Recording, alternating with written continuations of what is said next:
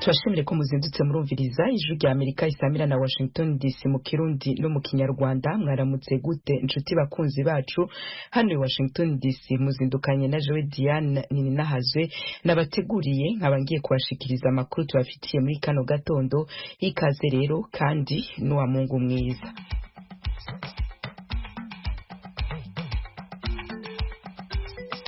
Muti uno munsi mu gatondo nabateguriye iki? Amakuru yacu mu kanya turahera kuyagezeho mu karere k'ibiyaga bigari aza kuba hanini ashamikiye ku by'umutekano wa Republika ya Demokarasi ya Kongo.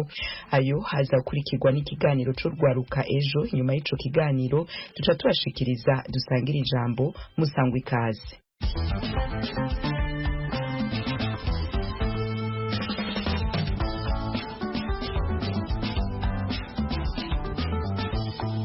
Nongere ndabahe ikaze inshuti bakunzi b'ijwi rya Amerika, ndanabipfuriza igitondo ciza.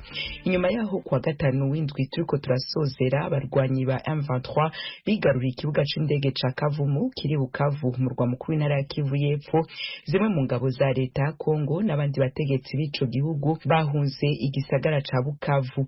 Abanyagihugu bari Bukavu bavuga ko umwanya umwe bumva amasasu ariko uwundi mwanya bakumva haratekanye.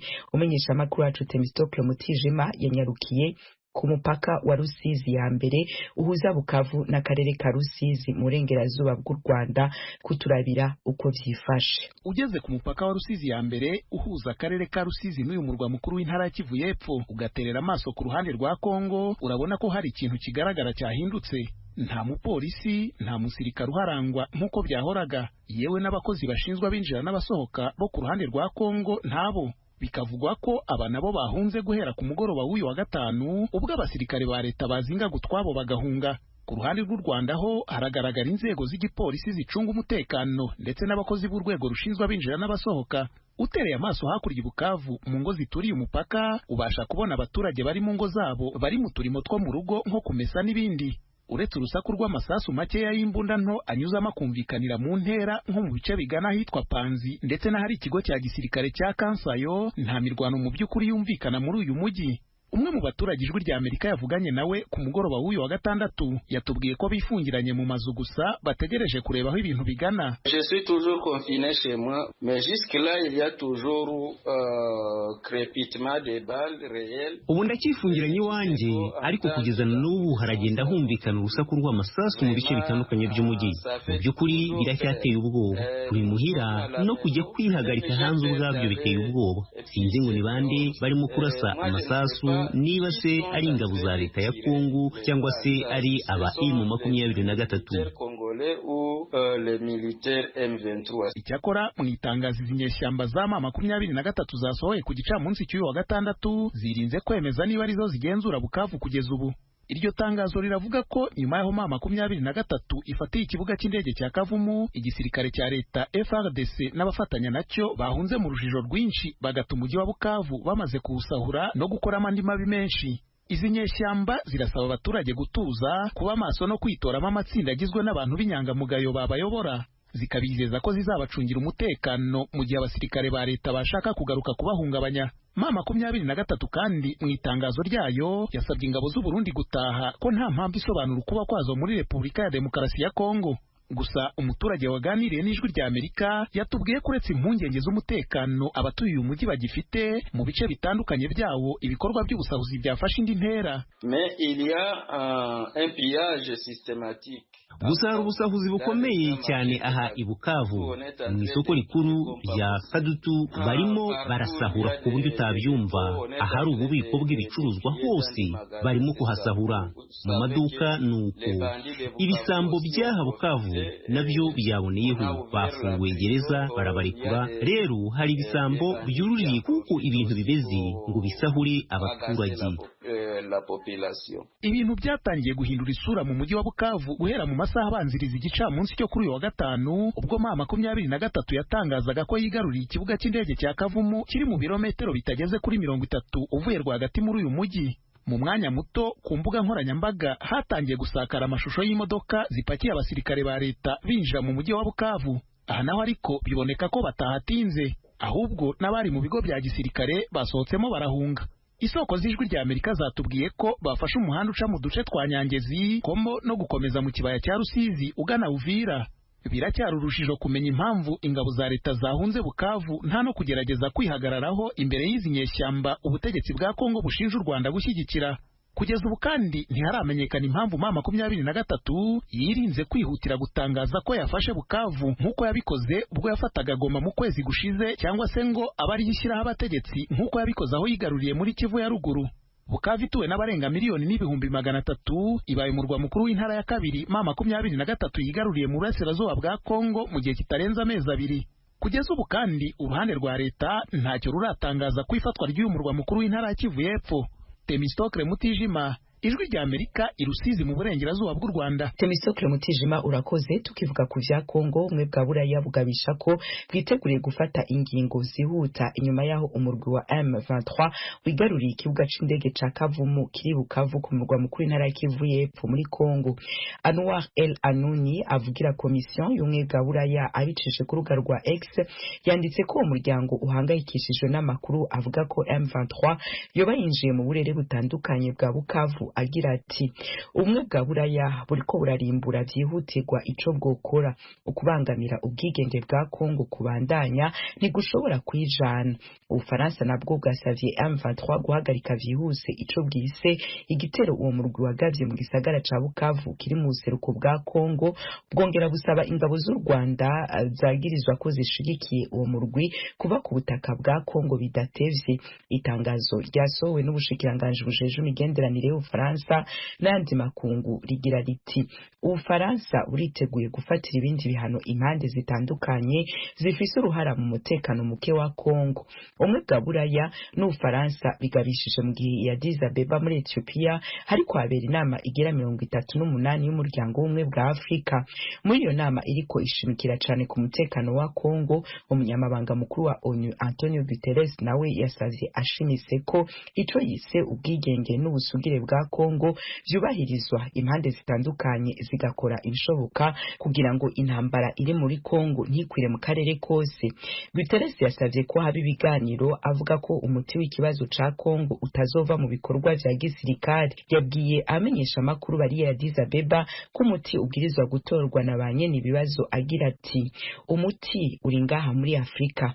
President w'u Rwanda Paul Kagame ari mu bategetsi bari mu nama yo muri Ethiopia co kumwe na President Evariste Ndayishimiye w'u Burundi. Mukamenya ko iki gihugu c'u Burundi kiri ku ruhande rwa Kongo muri no ntambara M23 ibandanya guhanganamwo n'abasirikare ba Kongo bari kumwe n'umurwi wa Wazalendo.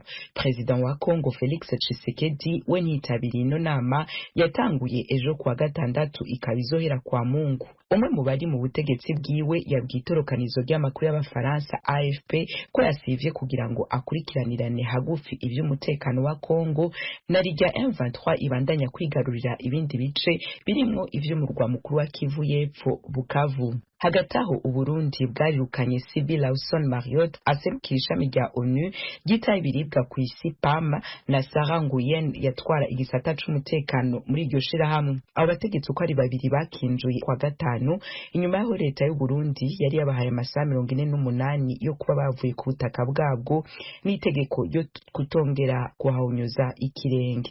Amakuru y'Ijwi Amerika dukesha iradio mpuzamakungu y'Abafaransa Radio France Internationale RFI mu funyo akaba yuzuzanya nayo amasoko yacu mu biro vy'umukuru w'igihugu yaduhaye, avuga ko abapfasoni babiri bazize ubutumwa bwa email uburongozi bwa PAM bwandikiye abakozi bayo mu Burundi basaba kwiyubara ku mutekano wabo n'ivyangombwa babwirizwa kwamana mu mihana yabo kugira ngo bashobore kuronka ingene babaho igihe cose umutekano uhungabana. Ubwo butumwa bwahanura abakozi ba PAM mu Burundi kugura stock ishobora kwamaza indwi zibiri irimwo ibiribwa, amazi, imiti, kwamana amatelefone arimo umucanwa n'uburyo bwo gushobora guhamagara buzwi nka unité mu Burundi na za chargeur, bakamana n'amafaranga agera ku $500 ku mufuko wabo no kuraba ko baba ahantu vyokoroha kubageraho bibaye ngombwa ko babatabara.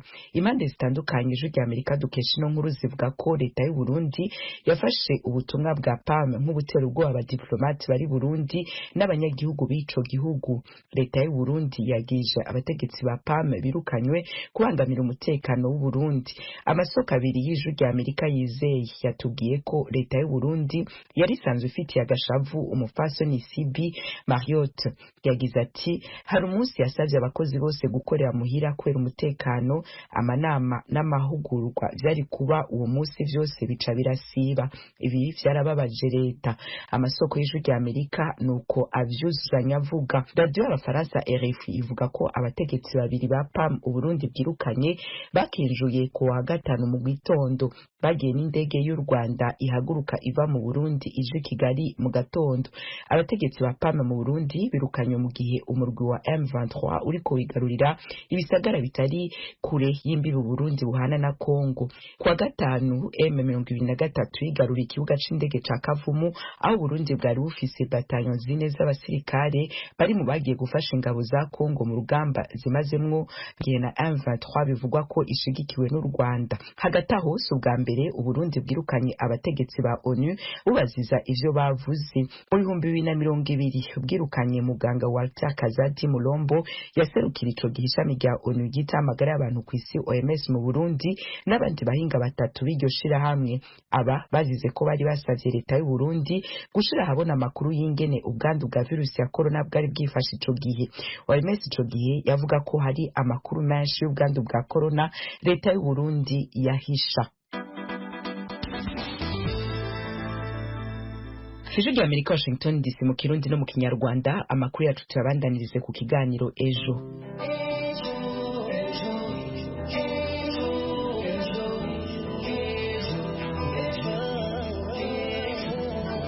Amahoro y'Imana abe kuri mwese mukomeje gukurikira gahunda za radio Ijwi rya Amerika yumvikanira ku murongo w'104.3 FM. Ndizera mumeze neza aho muherere mu bice bigiye bitandukanye byo kuri uyu mubumbe dutuye. By'umwihariko rero tukaba tugeze mu mwanya w'ikiganiro ejo, ikiganiro mutegurirwa kandi muganizwa n'umuryango Ejo Youth Echo ukoresha itangazamakuru mu kimakaza umuco w'amahoro mu Rwanda ndetse no mu karere k'ibiyaga bigari. Je muri kumva muri studio cyangwa se kuri micro ndi Karemera Patrick. Bye guys.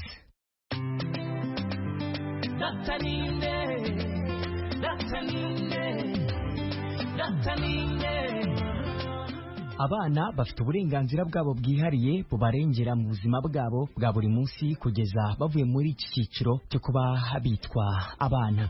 Bumwe muri ubwo burenganzira bwabo twavuga nk'uburenganzira bwo kwitabwaho no kurindwa n'ababyeyi nk'uko biri mu ngingo ya 19 y'amasezerano nyafurika ku burenganzira n'imibereho myiza by'umwana.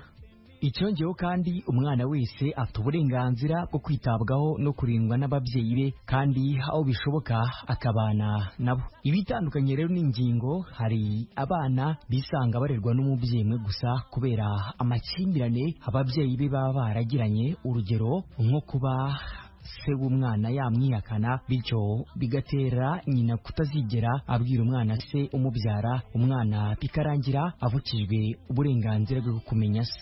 Ese hakorwa iki kugira ngo amakimbirane ari hagati y'ababyeyi ntabe intandaro yo kuvutsa umwana uburenganzira cyane cyane bwo kurerwa n'ababyeyi bombi? Bakunzi rero bacu, mbere yuko dukomeza munyemere nakire mugenzi wanjye Bazubagira Fredausi abanze atugezeho bimwe mu bitekerezo mwatanze mu kiganiro ejo cy'ubushize, ndi buze kugaruka dukomeze n'ikiganiro ejo cya none. Bahaye ikaze bakunzi b'ikiganiro ejo, tugeze mu mwanya w'ubutumwa mudusangiza ku ngingo zitandukanye tubaganirizaho mu kiganiro ejo. Munyemerere muri aka kanya mbasangize bimwe mu bitekerezo bamwe muri mwebwe mudahwema kudukurikira mwadusangije. Ingingo y'ubushize twaganiriyeho yagarukaga ku kuzirikana ururimi rw'amarenga mu burezi mu byiciro byose. Mu butumwa bwinshi twakiriye, reka duhere ku bwa Emmanuel uherereye Rulindo. Kubwe abona ko kugira ngo ururimi rw'amarenga rubashe gusakara ku buryo bifasha by'umwihariko abafite ubumuga bwo kutumva no kutavuga, ari uko rwashyirwa mu mashuri rukaba rwahera mu mashuri abanza, ku buryo umwana wese azamuka afite ubumenyi n'iyo bwaba ari ubw'ibanze, kuko biramutse bigenze gutyo byaba bihawe umurongo. Reka dukomereze ku butumwa bwa Nkurunziza Pascal uherereye Irongi, aragira ati ntibyari bikwiye ko ururimi rw'amarenga ruba rutazwi n'abantu benshi by'umwihariko abarezi. yewe numva ikigo kibifite mu nshingano cyategura amahugurwa ku barezi bityo mu gihe ikigo gihuye na kesi yo kuba cyakiriye ufite ubumuga bwo kutumva no kutavuga bikamufasha gukurikirana amasomo ye neza kandi nta mbogamizi agize. Reka dusoreze ku butumwa bwa Charles uherereye Kicukiro, aragira ati niga mu mashuri abanza niganaga n'umwana ufite ubumuga bwo kutumva no kutavuga kandi yarashoboye pe ko yajyaga arusha abana benshi twiganaga amanota, gusa byaramugoraga kuko mu barimu bose twari dufite nawe wari uzi ururimi rw'amarenga, urumva byamusabaga gufata mu mutwe buri kantu ako ariko kose. Ku bwanjye rero mbona bikwiye ko hashyirwamo imbaraga kugira ngo ururimi rw'amarenga rumenywe n'abantu bose kandi nibanajya no gusaba serivisi ntibikare abagore bashaka ababasemurira. Nshuti rero ndetse namwe bakunze b'ikiganiro ejo, mwakoze cyane kubana natwe muri ubu butumwa tubashije gucishamo amaso. Reka nkubwire kuri kiri kiganiro ejo kuri radiyo ijwi rya Amerika ni ku 104.3 FM.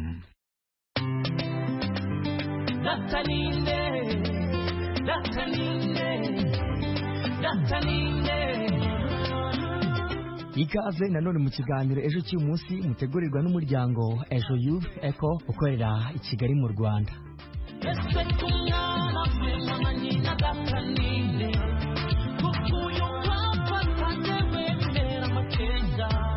Nk'uko twatangiye ikiganiro tubikomozaho, umwana wese afite uburenganzira bwo kugira umuryango avukamo, akuriramo kandi abyirukiramo, umurinda ku buryo bwose, ukamugaragariza urukundo kugira ngo yisanzure.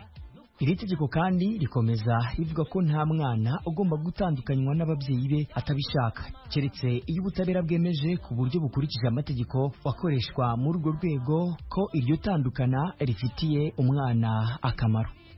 Nubwo amategeko agaragaza ko umwana afite uburenganzira bwo kumenya no kurerwa n'ababyeyi be bombi, hari igihe umwana yisanga cyangwa se yimwa uburenganzira bwo kumenya umwe mu babyeyi be, cyane cyane nka papa we cyangwa se umubyara, bityo bikagira ingaruka zinyuranye ku mwana, cyane cyane izigendanye n'amarangamutima n'imitekerereze, harimo kwigunga, kugira ipfunwe, kubura uburenganzira bwo kwandikwa mu irangamimerere, kuvutswa uburenganzira bwo kurerwa n'ababyeyi be bombi kandi bakiriho. Nshuti bakunze b'ikiganiro ejo, munyemere twakiri mugenzi wanjye Ishimwe Honore ategezeho inkuru irambuye kuri iyi nsanganyamatsiko turimo turaganiraho. Ndi buze kugaruka mu kanya dukomeze n'ikiganiro.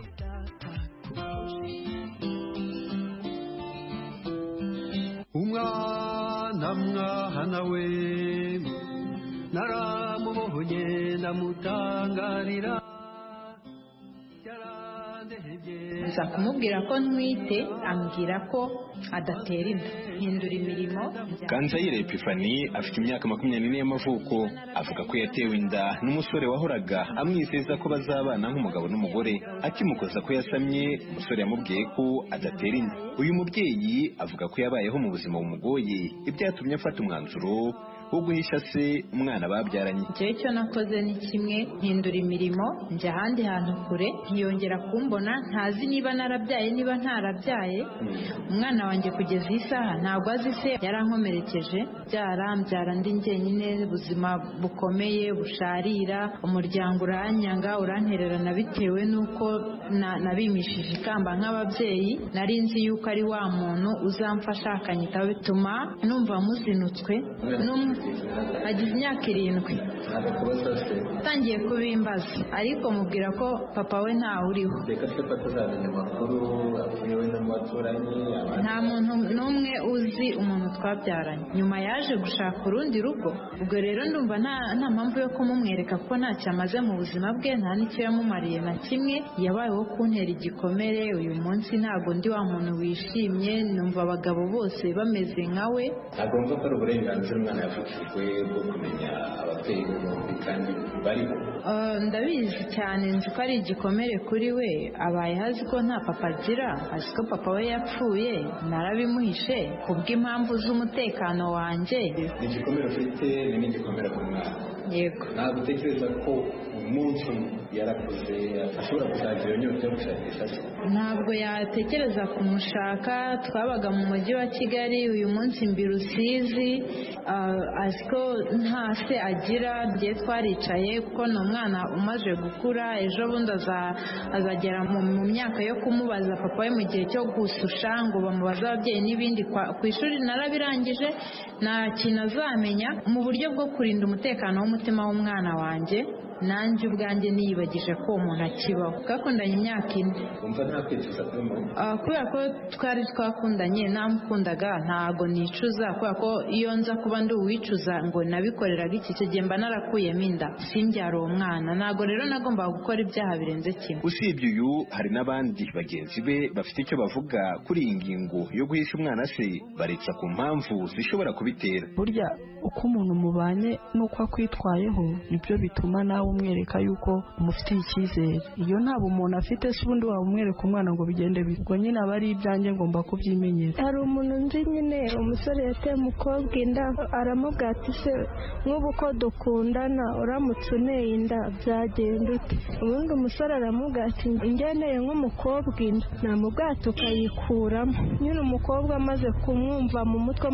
ahitamo kutamubwira ko yamuteye inda, ubundi ahitamo kwigwariza. Ababyeyi b'uwo mukobwa nibo bamwiyandikishije. Icyakora nubwo bavuga ibi, bamwe mu babyeyi bavuga ko atari byiza guhisha umwana se kuko bimugiraho izi ngaruka. Iyo nyina yamuhishe se iwe yamubyaranye nawe, iyo arangije gukura atangira kubaza ko mama papa ninde. Ubwo rero nyina agatangira n'ubundi kumubwira ati so nawe unabyaranye nawe ati yaragusize aragenda. Imigabane yo kumuha nayo. Umwana nyine arakura akabona abandi bana bari kuvuga ngo papa yabaye n'umusore, igihe cyo kugabana cy'imigabane kugira ngo bamuhe ikibanza. Noneho we iyo abuze nk'umuntu umuha ikibanza adafite se, nabwo rero bimubera imbogamizi. Agira ipfunwe iyo ambajije ngo mama ngo papa abahehe, ndamubwira nti papa wawe n'uyu, kandi ari sekuru. Hari n'igihe umwana yandeba mu jisho rye akumva atanshaka kuko ndi kumuhisha se, kandi se arahari, ntabwo namubyaranye na papa. Abandi bana bagenda bamucomekamo amakuru ati nyamara weho uri ikirara ntabwo ugira so, twebwe dufite ba papa re twambara agakweto keza.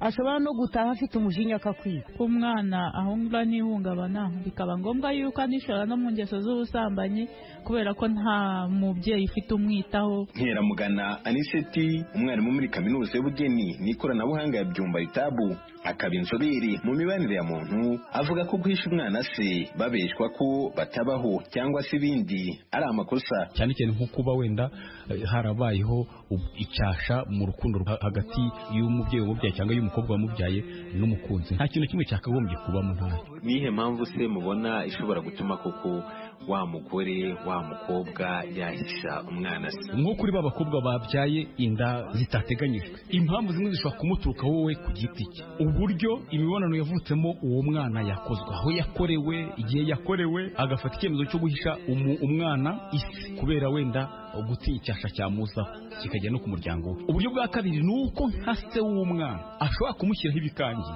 cyangwa se akavuga ati ndagufasha mu buryo byose ariko uramenye ntuzaye izagenda wese. Bishobora gutuma nabyo akomeza kumushyira. Icya gatatu, umuryango w'umukobwa kubona kumenya n'uwo se w'umwana, ugategeka umukobwa wawe kutazamuvuga cyangwa se avuka mu muryango babona yuko utari ku rwego rwabo, bityo bakaba bamuza bati uramenye ntuzabwire umwana wawe yuko yabyawe na runaka. Ese uretse ibyo byiciro mutubwiye bishobora gutuma cyangwa se bitanga impamvu umubyeyi cyangwa umukobwa ashobora guhisha se umwana, mubona bigira ngaruka ki? Ingaruka zabyo mbere na mbere ku bana, bwa burenganzira, yibuza uburenganzira ku mubyeyi, kuko umwana wese afite uburenganzira ku mubyeyi, bwa burenganzira ku izina rye. Hari ubwo nyine bamuha izina ukabona ni izina ry'ibigenurano ririmo ibintu bitari kwifuriza neza umwana. Afite uburenganzira bwo kwiga, ariko urimo kumva yuko umwana wiga ufite umubyeyi, ufite ababyeyi babiri, n'uwiga afite umubyeyi, urimo kumva ko uburenganzira bwabo ntabwo ari bumwe. Ariko hari n'izindi ngaruka ku mibereho ye cyangwa se ku mitekerereze. Agira ikintu cyo kwigunga pe, kuko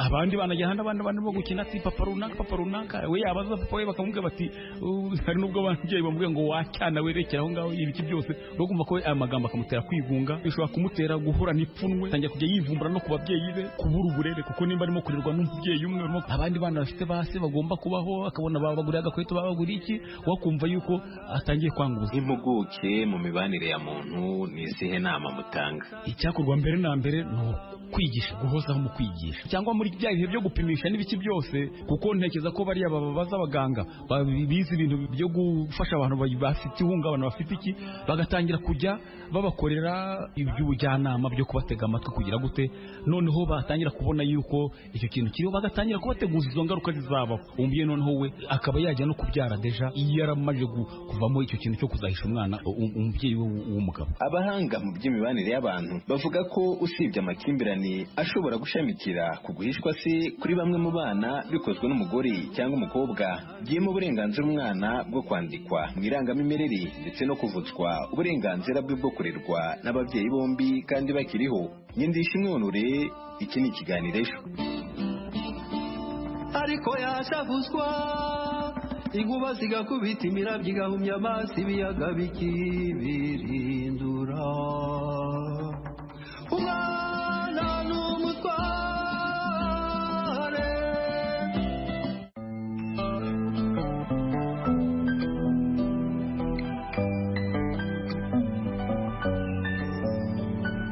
Ahangaye nguko rero dushimiye cyane abaturage baganira na Ishimwe Honore batubwiye impamvu kuri bo bahisemo guhisha abana babo abo babyaranye. Zimwe muri izo mpamvu batubwiye ko harimo nk'ubuhemu baba barakore n'abo babyaranye, cyangwa se kuba umwe mu babyeyi yakihakana umwana, ndetse kandi no kuba yamutererana mu gihe cyo kuba yarera uwo mwana, bikarangira yahisemo kuba yahisha umwana umwe mu babyeyi.